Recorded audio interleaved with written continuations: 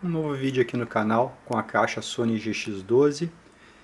Nesse momento aqui a caixa já tem o seu crossover totalmente reformado, já tem um L-pad aqui no mid-range para diminuir o volume dele um pouco, já levantei os parâmetros TS desse alto-falante, já levantei a resposta de frequência desse mid-range, já levantei a resposta de frequência desse tweeter, já levantei também a resposta de frequência da caixa como um todo. Tá? Então são, digamos, os vídeos finais aqui sobre essa caixa, onde eu estou fazendo toda uma análise no que pode ser melhorado nela. Então, a partir dos parâmetros TS que eu levantei desse alto-falante, eu simulei a caixa ideal para ele e aí foi uma surpresa. Então eu resolvi testar uma alternativa que é o fato da gente poder, digamos, selar a caixa, tá?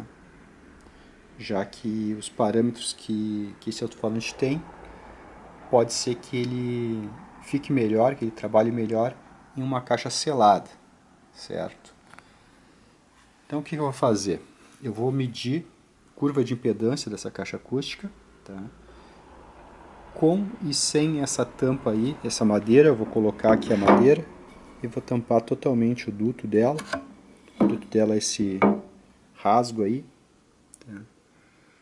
E a gente vai ver como é que fica o comportamento da curva de impedância dela com e sem o duto tampado, tá? Então assista meus outros vídeos onde tem mais detalhes sobre essa caixa, onde tem os parâmetros TS e outras coisas que eu levantei sobre ela, tá? Então vou usar aqui o DATS novamente e vou mandar ele fazer o sweep de impedância. Então ele vai varrer de 0 Hz a 20 kHz e vai nos dizer qual é a impedância em cada frequência, tá? Então vamos ver. Então aqui, com a caixa aberta, a gente tem essa curva de impedância aí. Isso aqui não é resposta, tá, de frequência, é curva de impedância. Então a gente tem um pico muito alto aqui, porque aqui não tem um crossover atuando. Digamos, o crossover do woofer já parou de mandar sinal para o woofer, então a impedância dele está subindo, e o crossover do mid-range ainda não começou a mandar sinal para o mid-range, tá? O crossover do woofer vai até 900 Hz e o crossover do mid-range começa em 1900. Então tem um gap no meio, tá? Mas na resposta de frequência da caixa não ocorreu gap, tá? A gente só tem um gap de impedância aqui entre o woofer e o mid-range, mas não tem esse buraco aqui na resposta de frequência, tá? Então o que eu vou fazer? Eu vou subir aqui a impedância do gráfico, tá? Para a gente ver melhor esse gráfico aqui com as impedâncias que nos interessam, que é a do woofer. Então vamos analisar assim mesmo, tá? O gráfico ficou dessa forma. A gente tem um pico aqui grande de 22 Hz, que é a frequência aí desse duto em princípio, tá? A gente tem uma frequência aqui que é de 72 Hz, que isso aqui me causou uma estranheza bem grande, porque esse woofer aqui tem uma ressonância muito mais baixa, então pela simulação da caixa eu chego a pensar que está invertido, tá? Que esse aqui é o pico de impedância do duto e esse aqui é o pico de impedância do woofer, tá?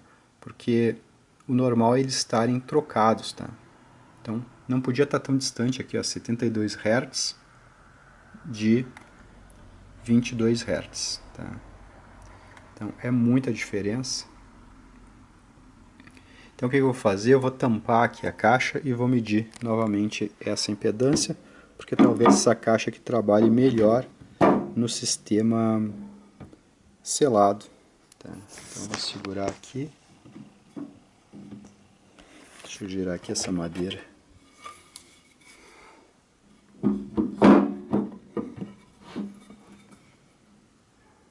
Ficou bem encostada, tá? Então vou fazer aqui o sweep com a caixa selada dessa vez.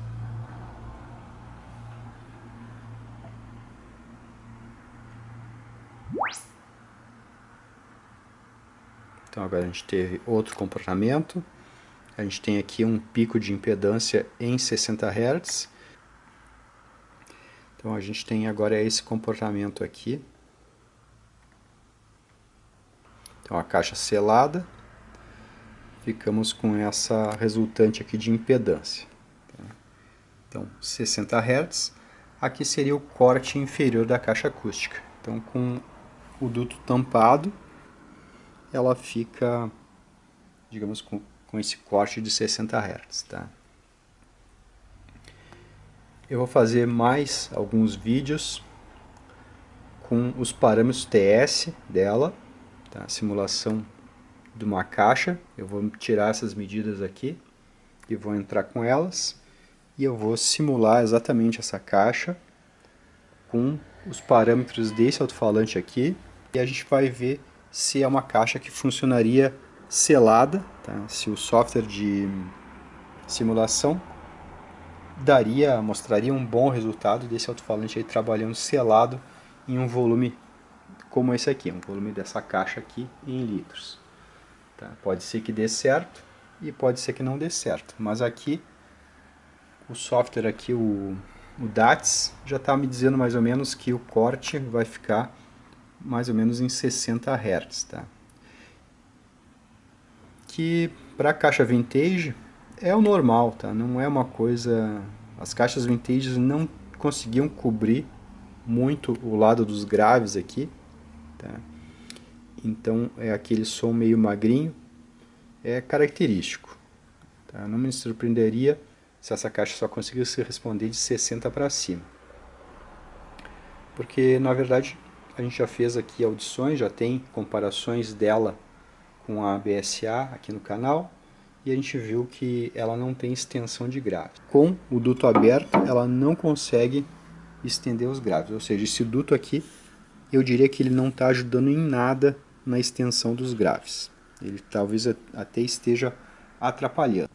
Então a gente vai ver se essa caixa tem, digamos, salvação ou não tem. Ou é uma caixa condenada a nunca conseguir reproduzir graves profundos. Tá? Então é isso sobre essa medição aqui. Tá? Eu vou salvar essa curva aqui no notebook para a gente ter depois como referência. Aí o dia que eu quiser eu posso fazer vídeos só usando essa curva de impedância aqui e comentando, não preciso mais ter a caixa aqui em casa. Tá? Eu já tenho que devolver ela, então em seguida eu não vou ter mais ela para testar. Tá? Então é isso aí, um abraço.